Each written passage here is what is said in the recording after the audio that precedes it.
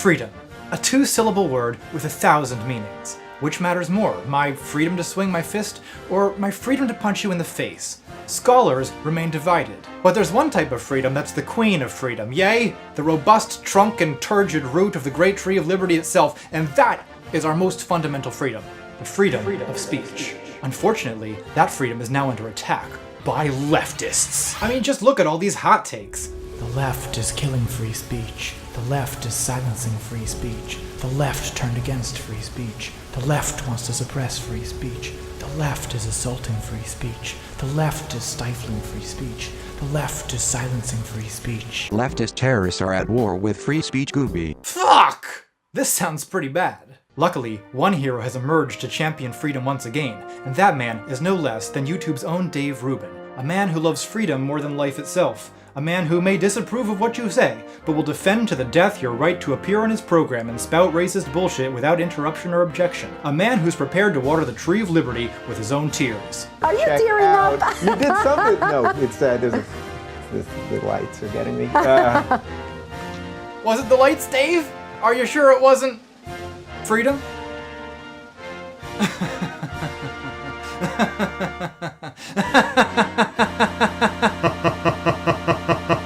So here's the thing. I know and have known a lot of people who are educated, sincere, and sympathetic to Rubin's point of view, so I think it's worth engaging. And Dave, he's not a Nazi, so you know what, Dave? Pull up a seat. Let's talk. Oh, hold on. I'll make you a drink.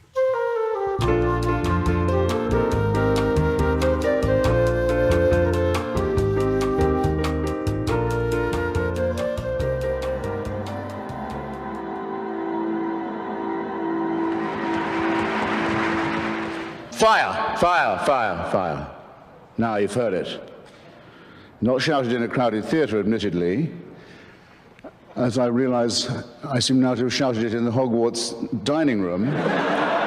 10 points to Gryffindor, my friends, 10 points indeed. Jesus, I can already feel myself being infected by Hitchens' pompous oratorical style. I'm tempted to call him the fatuous, overpraised Christopher Hitchens. If I keep that up, I'll be quoting Philip Larkin at you by the end of the video. But you know, Dave, it's fitting that I had an acid flashback and hallucinated Christopher Hitchens just then, because Hitchens is, in a sense, the steelman of your position, the ultimate champion of free speech. I mean, he's every liberal white boy's favorite, the man who Bill Maher practically tears up over while besmirching his memory, comparing him to Milo Yiannopoulos. I mean, you remind me like of a young, gay, alive Christopher Hitchens. Ugh.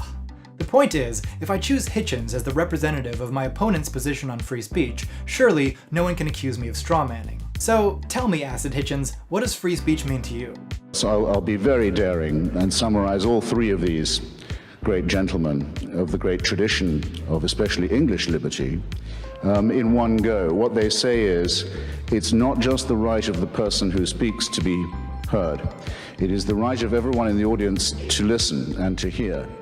And every time you silence somebody, you make yourself a prisoner of your own action because you deny yourself the right to hear something. So free speech isn't just protection against laws regulating expression, it's also the right of any speaker to a platform and the right of an audience to hear. But does that really apply to everyone? Like, what about a Holocaust denier?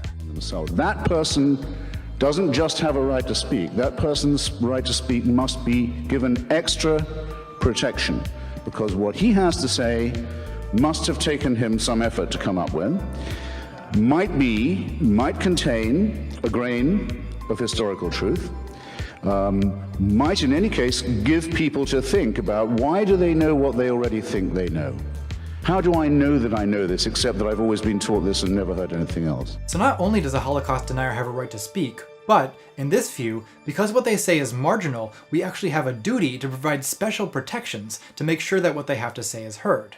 This is a huge, all-inclusive, and very nuanced notion of free speech, and Hitchens isn't making it up. It comes from John Stuart Mill, one of history's great social justice warriors. According to this view, the right to free speech goes way beyond anything guaranteed by the US Constitution. It takes into consideration not just legal restrictions, but also the social pressures that can silence nonconformists in marginal viewpoints in subtle ways. And you know, Dave, I like that you and Hitchens have this very advanced conception of free speech. The idea that we should protect and perhaps even amplify minority viewpoints is one that I share. So great, we actually start from a point of philosophical agreement.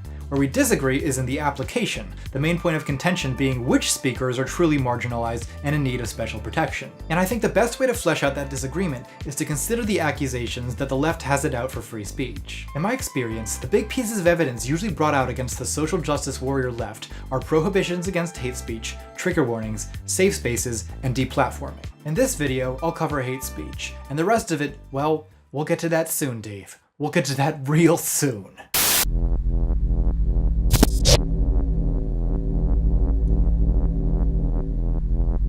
Tell me, Lao Shi, what is the meaning of freedom? 香港子里面出政权. Objection 1. Hate speech prohibitions. Unlike the accusations regarding trigger warnings and safe spaces, the suggestion that the prohibition of hate speech violates the right to free speech is at least not completely frivolous. I think this is worth taking seriously. Now, free speech prohibitions exist at 3 levels. At the highest level, there are legal prohibitions, such as the prohibitions against displaying Nazi imagery, which have allowed Nazis to get my anti-Nazi videos banned in much of Europe. Speaking as a freedom-loving American, I find these laws clearly in violation of what the right to free speech protects. I mean, what? The Führer is gonna make it illegal to display a swastika now? What is this, Nazi Germany? At the middle level, there's institutional prohibitions, such as those that prohibit hate speech in particular settings, such as universities or the workplace. These, I think, are quite a good idea, and I'll explain why in a moment. At the bottom level, there are social restrictions. For instance, there's a lot of social pressure in certain communities not to be racist, sexist, homophobic, and so on. And although not formal rules, these norms can have a silencing effect and place a de facto limitation on the things people are willing to say. For instance, conservatives and classical liberals are constantly complaining to me about how the words transphobe, racist, Islamophobe, and so on are being used to silence them. And in a sense, they're kind of right. I mean, people are saying those things to you because they want you to stop saying what you're saying. But of course, this is pretty microscopic as far as restrictions on free speech go. So I guess you might say it's a sort of free speech microaggression, right? And that is what it is. It's a subtle, indirect way of trying to get you not to say a certain thing. So great, I want to congratulate conservatives on independently discovering the idea of microaggressions. But if you're willing to grant that words like Islamophobia can have a silencing effect, you should also be willing to grant that small acts of racism, sexism, homophobia, and so on can likewise suppress the speech of marginalized people. For instance, I constantly hear from women, trans, and gender non-conforming people that they've thought of making YouTube videos, but they just don't want to deal with the hate, the trolls, the constant misogyny and attacks on gender identity, the public shaming, and genderqueer and feminist cringe compilations, and so they just avoid speaking up on YouTube altogether. So in a sense, these people are being silenced by the misogynistic and transphobic atmosphere, in the same way that your average YouTube shitlord would probably feel pretty alone and silenced in a gender studies class with 19 women complaining about sexist men. Now, when I bring this up with classical liberals, they uniformly respond, if you can't take the heat, get out of the kitchen. The internet's just like that. Why can't you just deal with it? To which I respond, why can't you just deal with being called a racist on college campuses? Academia's just like that. And whatever you say to that, there's the answer to your question. So if you adopt a sophisticated view of free speech, you have to contend with the following contradictory situation. There are many instances where you have to choose between suppressing one person's speech or another's. The fact is, there is no true neutral when it comes to free speech. It's literally impossible to protect everyone's speech equally because some forms of speech tend to dampen other forms of speech. So there comes a point where you have to choose whose side you're on. In this case, do you want to defend the speech of misogynists or the speech of women? Racists or people of color? Homophobes and transphobes, or queer people? And I'm not talking about passing laws here, I'm talking about establishing norms of discourse. And what I notice about you, Dave, and about much of your audience, is you only ever seem to stand up for the right of people not to be silenced by slurs like racist and transphobe, and in fact, you present the topic like it's the most important political issue in the world right now. But on the subject of how bigoted attitudes and speech may silence women, people of color, queer people, and other marginalized groups, you seem to have absolutely nothing to say. There's endless catastrophizing from classical liberals on YouTube and elsewhere about how policies prohibiting transphobia in the workplace, including intentional misgendering, are a terrible limitation on the freedom of speech of transphobes. But these same people give no concern whatsoever to the way in which a hostile environment where, for instance, a trans employee's gender identity is constantly disparaged and disregarded might itself have a silencing effect if it doesn't pressure trans people out of the workforce altogether. And I can't help but look at this and conclude that you've taken a side in an ideological battle, while pretending all the way that you're simply defending the supposedly completely neutral value of free speech? Well, don't think we don't notice which instances of speech you choose to defend. And this doesn't just apply to Dave Rubin either. Let's see what Hitchens, so passionate in his defense of the Holocaust denier's right to a platform, has to say about protecting the speech of women, queer people, and people of color. Because we've had invocations of a rather drivelling and sickly kind tonight of our sympathy. What about the poor fags? What about the poor Jews, the wretched women who can't take the abuse, and the slaves and their descendants, and the tribes who didn't make it and were told that their land was forfeit? So the women, the fags, the slaves and their descendants, and the tribes who didn't make it should just take the abuse, while the Holocaust denier deserves special protections. Like I said, don't think we don't notice whose speech you rush to defend, and who you tell to take the abuse and get over it. Why does everyone love Hitchens so much? I mean, we've got people in the comments saying they want to memorize his speech and that they cried during his speech because of freedom. I mean, every American liberal with a weakness for a slick turn of phrase and an oaky public school accent is susceptible. I certainly had a boner for the man for years, and part of me still does. But there's something self-satisfying about it, isn't there? I, the intellectual kin of Socrates, appreciate the true value of free speech in accordance with the great English tradition of liberty, unlike these wretched, whiny women, blacks, and Muslims. Fuck that shit. Tell me, Lao Shi, what is permitted and what forbidden? 天高皇帝远. The truth is that there are always explicit or implicit limitations on the kind of speech that's acceptable, and there are major restrictions that no one complains about, not even Dave Rubin. For instance, there's a whole lot of stuff that you aren't allowed to say or do in a YouTube video. If there weren't, there'd be a whole lot more full penetration on this channel, I can tell you that. Just multiple camera angles of me being ruthlessly pegged by a giant woman in a lizard mask. And sure, maybe that's not what Milton had in mind when he wrote the Areopagitica, but do you believe in freedom or not, Dave? And okay, I guess obscenity and hate speech are maybe not equivalent examples, granted, but even the staunchest defenders of free speech all seem to have instances where they're willing to make exceptions. For instance, Hitchens claims at the beginning of his free speech lecture that he's willing to tolerate any interruption, no matter how abusive. I exempt myself from the Speaker's kind offer of protection that was so generously proffered at the opening of this evening. Anyone who wants to say anything abusive about or to me is quite free to do so. And we've heard his defense of platforming Holocaust deniers, but is he willing to give 9/11 truthers the same courtesy? Let's take a look. Go away. Go away. We don't want fascist crackpots taking up our meeting. Thank you. Go away. Go away. Different panel. Fascist crackpot. Different. Fascist crackpot. We're here. We're not here to talk to you. Throw him out. Sir. Throw him out. Here, sir. Security. Security, please.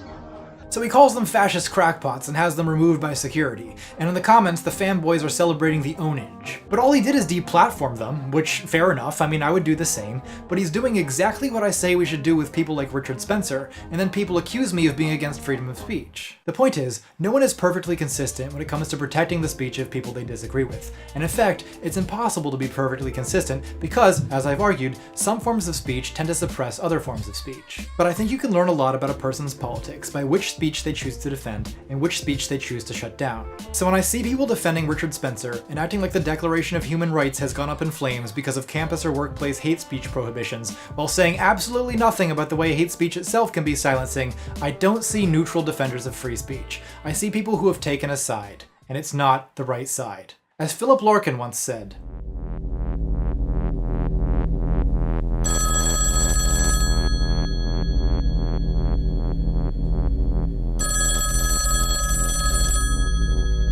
Well, are you going to answer the phone? 没有电话，只有命运。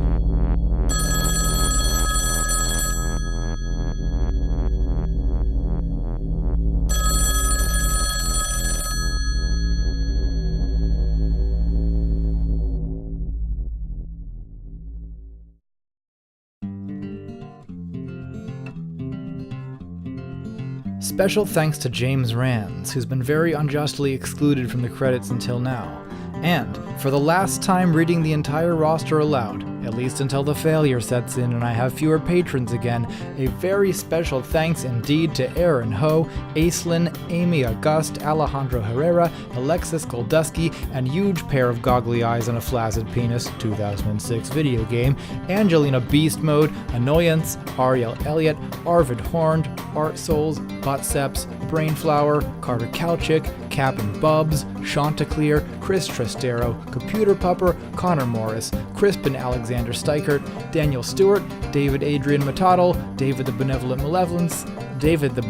Malevolence, you bastard with your hard to pronounce name, Elias Jackson, Elton, Eris, Ewan, Felipe Villasenor, Feral Kimchi, Vernacular, Flicky, Forer, Garrett Lassie, Get Dunked On, Heronine Addict, Heterodox, J. Michael Comfort, Jason Walter, Jennifer German, Jessica Hazard White, Joel Casas, Jonas Arentorp, Jonathan Messino, Kat Stass, Krister Svanland, Mallory Ellen, Margaret Pless, Manfred Ghost Puncher, Max, Michael C. Johnson, Mickey Rao, Mitchell Reedman, Nick Wolf, Neil Tack, Stealer of Souls, No, Olivia Mello, Percy Steamboat, Philo, Pofo, Problematic White Bitch, Rational Disconnect, Raymond Heinrich, Bree Mansell, Rob Holtz, Robert Phillips, Roman Olyashev, Romy Koya, Sarek Vulcan, Sean Wallace, Space Kitty, Step Back, Sophie C., Thea Williams, Theodore Warner, The Coffee Cup, Tom Martell, Top Pupperanian, Unknown Email, Vera, Vladlina Kostasku,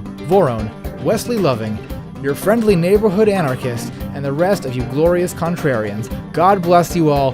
God bless America. If you want to join this weird cult, then link to my Patreon's in the description.